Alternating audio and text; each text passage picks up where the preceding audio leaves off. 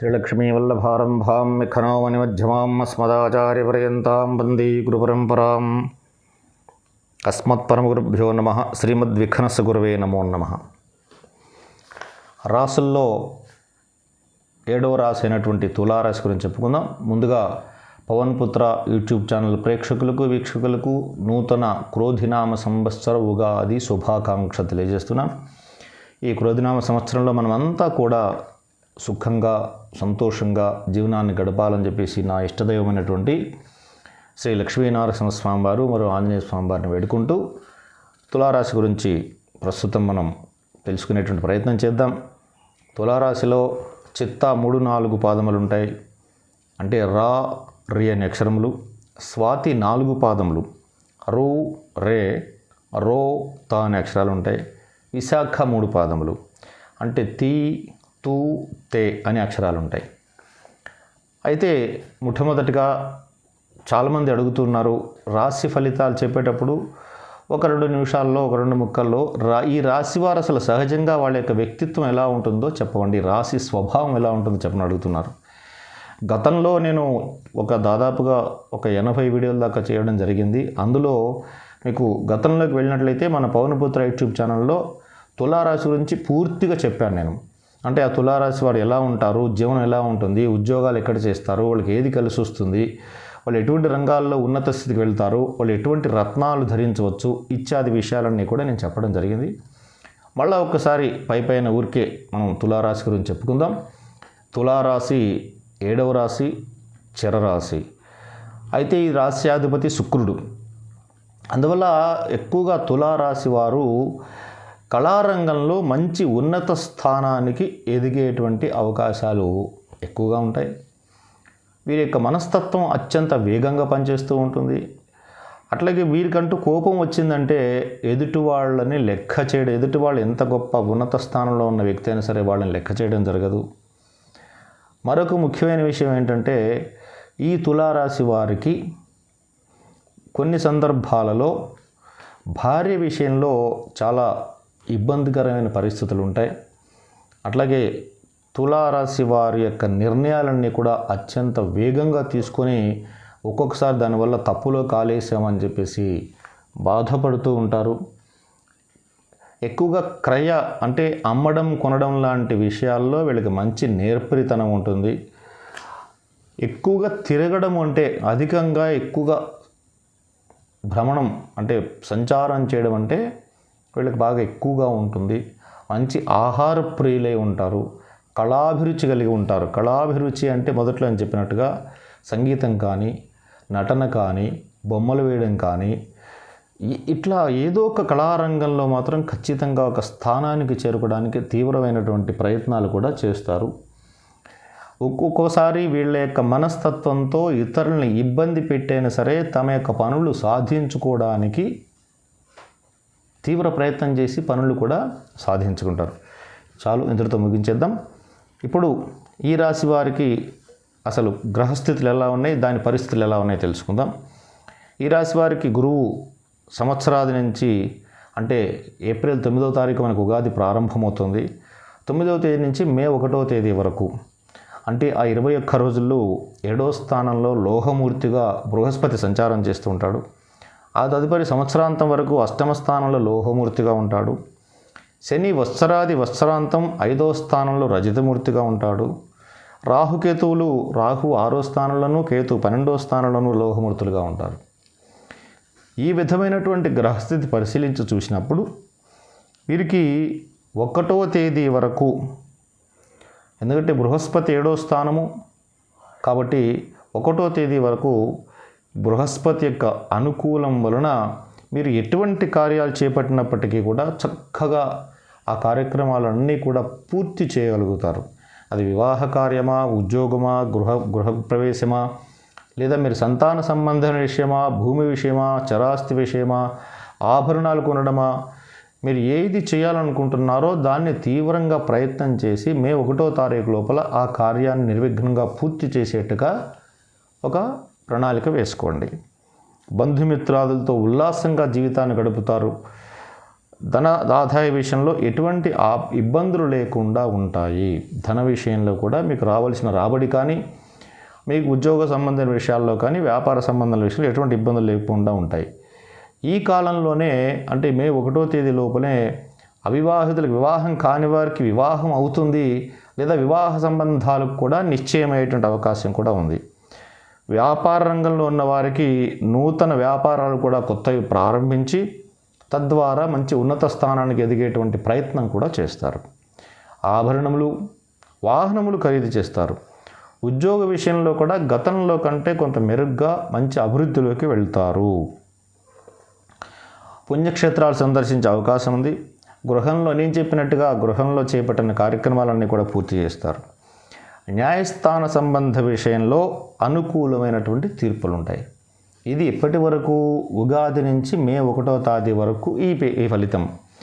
మే 1వ తేదీ తర్వాత గురువు అష్టమరాశిలో సంచారం చేస్తూ ఉండడం వలన చేసే పనుల్లో విపరీతమైనటువంటి ధన వ్యయంతో, అంటే మీరు ఏదైతే పని చేస్తున్నారో దానికి మీరు అనుకున్న దానికంటే ఎక్కువగా ధనము ఖర్చయ్యి విపరీతమైన ఆటంకాలు ఏర్పడి ఆ పనిని కూడా కొంతవరకే పూర్తి చేయగలుగుతారు. అంటే మీరు ఇల్లు కడుతున్నారు అనుకుందాం, అది ఏదో మీరు అనుకున్న దానిలో కాకుండా అది ఇన్ టైంలో పూర్తి కాదు, మీరు అనుకున్నటువంటి బడ్జెట్లో కూడా పూర్తి కాకుండా ఏదో చేసాములే అనేటువంటిది కొంత అసంతృప్తితో మాత్రమే పూర్తి చేయగలుగుతారు.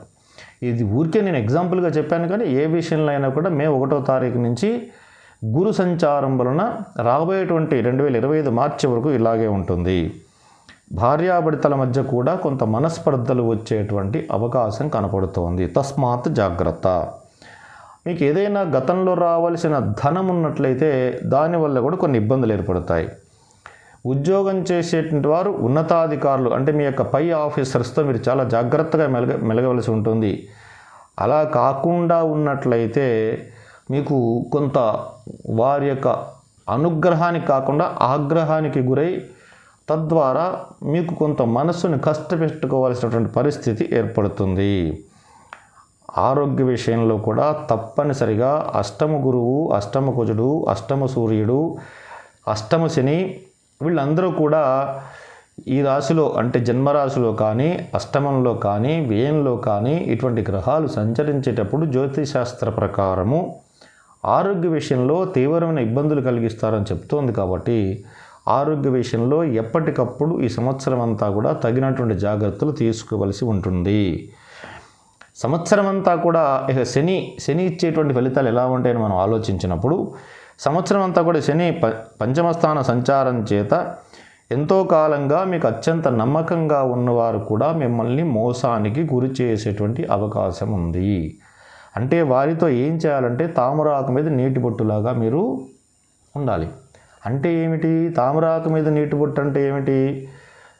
తామరాకు ఉంటుంది ఒక చెరువులోనో, కొలంలోనో, ఒక సరస్సులోనో, దాని మీద ఒక చుక్క నీరు వేశారంటే ఇట్లా దొర్లుతూ ఉంటుంది. ఇలా దొర్లుతూ అటు ఇటు దొర్లుతూ అటు ఇటు దొర్లుతూ ఉంటుంది, కానీ దానికి తడి మాత్రం అంటదు. అంటే ఆకుపైనే నివాసం ఉంటుంది, అది తడి అంటదు. కాబట్టి మీ నమ్మకస్తుల దగ్గర కానీ, మీ వ్యక్తిగత స్నేహితుల దగ్గర కానీ, ఎవరి దగ్గరైనా అత్యంత నమ్మకంగా ఉన్నారో వాళ్ళకి కొన్ని విషయాలు అవసరమైనంత వరకే చెప్పి మిగతా విషయాలు మీరు లోన దాచిపెట్టుకోవడం వలన మీరు ఈ సంవత్సరం గట్టెక్కుతారన్నమాట. మీరు ఒక మంచి కార్యం చేయాలనుకుంటే ఇబ్బందులు ఏర్పడి, మీరు ఒక కార్యం ఏదో చేయాలని చెప్పేసి అనుకుంటున్నారు, దానివల్ల ఇబ్బందులు ఏర్పడి ఆ కార్యం మొదలుపెట్టగానే మీకు శత్రువులు ఏర్పడి అనవసరంగా మీకు ఎటువంటి వాళ్ళ మీద శత్రుత్వం లేకపోయినప్పటికీ వాళ్ళు మీ పైన శత్రుత్వం పెట్టుకొని మిమ్మల్ని ఇబ్బంది పెట్టే అవకాశం కనపడుతోంది. ఎటువంటి చిన్న కార్యక్రమం చేయాలనుకున్నా చాలా జాగ్రత్తగా ఆచి తూచి అడుగులు వేయకపోయినట్లయితే తప్పులో కాలు వేస్తారు. మానసికమైన ఉద్రేకానికి కూడా గురయ్యే అవకాశం ఉంది. ఎందుకంటే సహజంగా మానవ తత్వం, మానవ నైజం ఎలా ఉంటుందంటే, ఒక పని ఎప్పుడైతే ఫెయిల్ అవుతుందో, రెండోసారి ఫెయిల్ అవుతుందో, మూడోసారి నుంచి ఆ పని మొదలు పెట్టాలంటే భయాందోళన కలుగుతూ ఉంటాయి. సహజంగా హ్యూమన్ సైకాలజీ ఇది. దానివల్ల మనము ప్రతి పని కూడా ఇలాగే అవుతుందేమో అనేటువంటి భయాందోళనతో మనస్సును కూడా టెన్షన్ పెట్టుకోవాల్సిన పరిస్థితి వస్తుంది. స్థానచలనం కలిగే అవకాశం ఉంది. మీరు ఉద్యోగం చేస్తున్నారా, వ్యాపారం చేస్తున్నారా, మీరు స్వయంగా మీ వృత్తిలో ఉన్నారా, ఎక్కడ ఉన్నా సరే మీరు ఉన్నటువంటి స్థానం నుంచి మరొక స్థానానికి వెళ్ళవలసిన అవసరం ఏర్పడుతుంది. వ్యాపార భాగస్వామి విషయంలో కూడా ప్రతి నిమిషం జాగ్రత్త వహించాలి. మీరు ఎవరిదైతే పార్ట్నర్షిప్ వ్యాపారం చేస్తూ ఉన్నారో వాళ్ళతో కూడా, అంటే మన జాతకము మన టైము బాగలేనప్పుడు వాళ్ళకి ఆలోచనలు వస్తాయి. మనల్ని మోసం చేద్దామనో, ఇబ్బంది పెడదామనో, కష్టపెడదామనో, నష్టపెడదామనో ఆలోచనలు వస్తాయి. కాబట్టి వాళ్ళతో కూడా జాగ్రత్తగా ఉండండి. భూ సంబంధిత వ్యాపారాలు చేసేవారికి ఈ సంవత్సరం ఏమంత అనుకూలమైనటువంటి సమయం కాదు. ఎందుకంటే మీ యొక్క రాశి నుంచి ద్వితీయ స్థానాన్ని శని దశమ దృష్టితో చూస్తూ ఉన్నాడు. ఎప్పుడైతే శని దశమ దృష్టితో ఆ స్థానాన్ని చూస్తూ ఉంటాడో మీకు రావాల్సిన ధనము చాలా ఆలస్యంగా వస్తుంది. మీరు ఏ వ్యాపార రంగమైన వాళ్ళైనా ఇదే పరిస్థితి. వెరీ పర్టికులర్గా ప్రత్యేకంగా చెప్పే విషయం ఏంటంటే భూమితో వ్యాపారం చేసేటువంటి వాళ్ళు చాలా రియల్ ఎస్టేట్ బిజినెస్ చేసేవాళ్ళు జాగ్రత్తగా ఉండాలన్నమాట. సంతాన విషయంలో కూడా కొన్ని ఇబ్బందులు ఏర్పడి దానివల్ల కూడా మానసికంగా మీరు ఇబ్బందులు ఎదుర్కోవాల్సి వస్తుంది. సంవత్సరాంతం వరకు రాహుకేతుల స్థితి వలన, రాహుకేతువులు సంవత్సరాంతం వరకు ఇక్కడ ఏంటంటే ఒక శుభగ్రహము పాపగ్రహము ఏదో ఒకటి యోగించాలి. ఇప్పుడు మనల్ని ఒక వ్యక్తి కష్టపెడుతున్నాడు అనుకుందాం, ఆ కష్టపెట్టేటువంటి వ్యక్తిని డామినేట్ చేసే ఒక మంచి వ్యక్తి మన పక్కన ఉన్నాడు అనుకోండి, మనకు భయం ఉండదు అప్పుడు. అట్లాగే లేదా మనకి ఈ కష్టపెట్టేటువంటి వ్యక్తే మనకి ఇష్టంగా అన్ని పనులు చేసి పెడతాడు అనుకుందాం, అప్పుడు కూడా భయం అక్కర్లా. ఇప్పుడు రాహు 6వ స్థానంలో ఉండడం వల్ల పాపగ్రహం అయినప్పటికీ కూడా కొంత యోగాన్ని కలిగిస్తుంది అనమాట ఇక్కడ ఈ తులారాశి వాళ్ళకి. అందువల్ల ఈ రాహుకేతువుల వలన కొన్ని మీకు కొంత శత్రువుల వలన కూడా కొన్నిసార్లు ఇబ్బందులు లేకుండా కొన్ని సందర్భాల్లో వాళ్ళ వలన కూడా మీరు కొన్ని ప్రయోజనాలు పొందవచ్చు. అనుకోకుండా సుదూర ప్రాంతాలకు ప్రయాణం చేయవలసి వస్తుంది. మీరు ఎప్పుడు అంత దూరం వెళ్ళాల్సినటువంటి సందర్భం వస్తుంది అనుకోరు, అట్లాంటి చోటికి వెళ్ళాల్సి వస్తుంది. విద్యార్థులు ఏమాత్రం అలసత్వం ప్రదర్శించకుండా తీవ్రమైన సాధన ద్వారా మంచి ఫలితాలు పొందుతారు. అంటే స్టూడెంట్స్ ఎవరైతే ఉన్నారో ఈ రాశిలో ఉన్నవారు చూద్దాంలే, చదువుకుందాంలే, రేపు చదువుకుందాం, ఎల్లుండి చదువుకుందాం, పొద్దున్నే చదువుకుందాంలే, అక్కడ ఎగ్జామ్ హాల్ పోయి రాద్దాంలే అనుకునేటువంటి అలసత్వాన్ని ప్రదర్శించారంటే మాత్రం మీరు మీ విద్యలో భంగం ఏర్పడేటువంటి అవకాశం ఉంది. కాబట్టి తీవ్రమైన సాధనాతు సర్వతో లభ్యం, తినగ వేమి తీయగనుండు.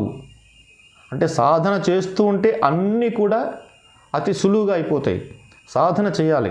అందువల్ల సాధన సర్వతో లభ్యం శాస్త్రం చెప్తుంది. ఏది సాధన చేస్తామో ఆ సాధన చేసిన వాళ్ళకి అన్నీ లభిస్తాయి. కాబట్టి మీరు ఏం చేస్తారంటే ఈ విద్య విషయంలో ఎవరి మాటలు వినకుండా, చెడు స్నేహాలు లేకుండా, ఆ చెడు స్నేహితులతో వాళ్ళని దూరంగా ఉంచేసి మీరు తీవ్ర ప్రయత్నం చేస్తేనే ఈ సంవత్సరం మీరు గట్టెక్కగలుగుతారు. కళారంగంలో ఉన్నటువంటి వారికి విశేషమైనటువంటి సత్కారాలు లభిస్తాయి, సన్మానాలు కూడా లభిస్తాయి. గతంలో చేసిన రుణాలు కొంతవరకు తీర్చేటువంటి అవకాశం కనబడుతుంది. విదేశయాన ప్రయత్నం చేయాలనుకున్న వారు ఈ సంవత్సరం తప్పనిసరిగా చేసుకోవచ్చు. స్థిరాస్తులకు చరాస్తులకు గతంలో ఉన్నటువంటి సమస్యలు పరిష్కరించుకుంటారు. సోదరులతో కూడా, అంటే మీ అన్నదమ్ములతో కూడా చాలా జాగ్రత్తగా ఉండాలి. వాళ్ళతో కూడా మీకు కొంత వైరం ఏర్పడేటువంటి అవకాశం కనబడుతుంది. కాబట్టి తగినంత జాగ్రత్తగా ఉండడం మంచిది. నిరుద్యోగులకు కూడా ఈ సంవత్సరం తీవ్రంగా కష్టపడితేనే అవకాశాలు ఏర్పడతాయి. నిరుద్యోగులు ఎవరైతే ఉన్నారో వాళ్ళు మీరు ఏదో ఒక అప్లికేషన్ పెట్టేసాం, ఆ కంపెనీలో ఉద్యోగం వస్తుందని ధీమాగా మాత్రం ఉండొద్దు. మీరు తీవ్రమైనటువంటి ప్రయత్నం చేయండి, చేస్తే వస్తుంది. ఏదేమైనప్పటికీ ఈ సంవత్సరం ఈ రాశి వారికి అంత అనుకూలవంతమైనటువంటి సమయం అయితే కాదు. తులారాశి వారికి ఆ ఉగాది నుంచి ఆ మే 1 వరకు మాత్రం కొంత కార్యాలు మీరు గట్టెక్కగలుగుతారు. కానీ ఆ తర్వాత మీరు కొత్త కార్యాలు చేపట్టడం కానీ, కొత్త ఉద్యోగాల్లో మారడం కానీ, కొత్తగా వ్యాపారాలు ప్రారంభించడం కానీ, గృహ నిర్మాణం చేయడం కానీ, ఇటువంటి విషయాలన్నిటివి కూడా వీలైనంత వరకు వాయిదా వేసుకోవడం మంచిది. అట్లా వాయిదా వేసుకోకపోయినట్లయితే ఆ కార్యాల వల్ల మీరు చేపట్టిన కార్యాల వలన తీవ్రమైన మానసిక ఒత్తిడి, ఆందోళన, ధన నష్టము, చికాకులు ఏర్పడతాయి.